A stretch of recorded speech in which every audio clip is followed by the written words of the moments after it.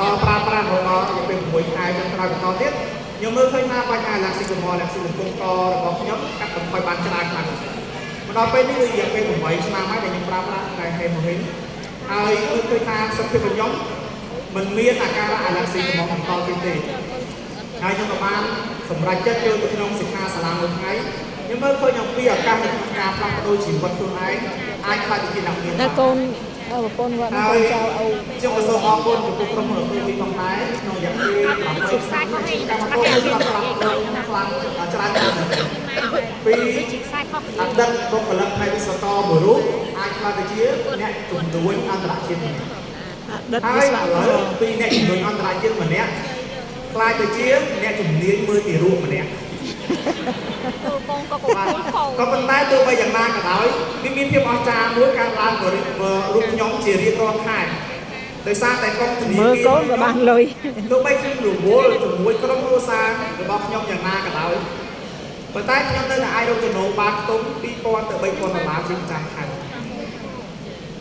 មូលហេតុគឺដោយសារតែខ្ញុំចំណាយពេលវេលារយៈពេល8ឆ្នាំមកហើយក្នុងការកសាងប្រភពចំណូលជាមួយនឹងអាជីវកម្មហើយថ្ងៃនេះផងដែរខ្ញុំមានបទពិសោធន៍បន្តិចតួចមួយចែករំលែកពីអ្នកទាំងនេះអំពី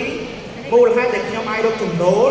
ក្នុងកម្រិត Auto Sales Master ក្នុងអាជីវកម្មអញ្ចឹងអ្វីទៅគឺជា Auto Sales Master Auto Sales Master គឺជាដំណាក់កាលដែលយើងអាចបង្កើតការបញ្ជាទិញក្នុងក្រុមរបស់យើងរហូតដល់2លានកន្លះឆ្វេងស្ដាំនៅក្នុងរយៈពេលកន្លះខែដែលជាការបញ្ជាទិញអូតូស្វ័យប្រវត្តិពីក្រុមអ្នកប្រើប្រាស់របស់យើងហើយវាជាដំណាក់កាលមួយដែលបញ្ជាក់ថាអ្នកទាំងគ្នាទទួលបានសេរីភាពហិរញ្ញវត្ថុនិងសេរីភាពពេលវេលាដែលជាចំណងការសម្រាប់ជីវិតរបស់អ្នកទាំងគ្នាហើយ Auto Sales Master វាបានបញ្ជាក់ថាអ្នកទាំងគ្នាមានក្រុមដែលមានទំហំធំល្មមដែលអាចវិវត្តខ្លួនឯងខ្លាចទៅជាតំណែងបន្តទៀតរហូតដល់ Interior Master ប៉ុន្តែមុននឹងឈានទៅដល់ Auto Sales Master យើងត្រូវឆ្លងកាត់ដំណាក់កាល Sales Master ជាមុនសិន Sales Master គឺជាដំណាក់កាលជាតំណែងទី1ដែលកើតឡើងពីការជំរុញឲ្យមានការបញ្ជាទិញនៅក្នុងក្រុមរបស់យើង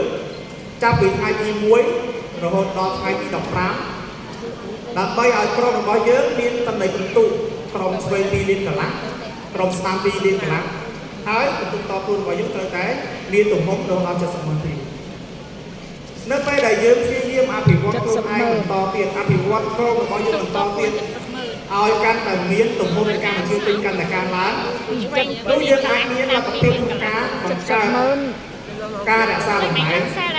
ពីដងក្នុងមួយខែពីថ្ងៃទី10ពីថ្ងៃទី1ដល់ថ្ងៃទី15និងថ្ងៃទី16ដល់ថ្ងៃចុងខែលោកអ្នកទាំងគ្នានឹងអាចទទួលបានខ្លាំងជា Auto Sales Master ដែលអាចរកចំណូលបាន$1500ទៅ$2000នៅក្នុងខែអញ្ចឹងសម្រាប់ខ្ញុំផ្ទាល់ខ្ញុំបានចាប់ផ្ដើមធ្វើអាជីវកម្មមួយនេះនៅក្នុងខែ2ឆ្នាំ2018ហើយខ្ញុំបានសម្រេចគោលដៅជាតំណែង Sales Master នៅក្នុងខែ5ឆ្នាំ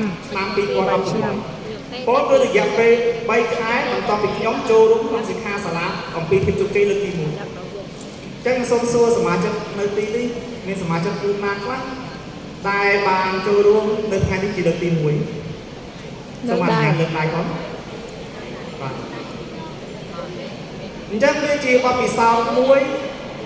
ដ៏ផ្អែមឆ្ងាញ់នៅក្នុងពេលដែលខ្ញុំឡើងតំណែងទី1ត្រឹមតែរយៈពេល3ខែបន្ទាប់ពីខ្ញុំចូលរួមក្នុងសិក្ខាសាលាលឿនណាស់ជាបទពិសោធន៍មួយដែលខ្ញុំមិនអាចទៅបណ្ដោះហើយប៉ុន្តែទោះបីយ៉ាងណាក៏ដោយ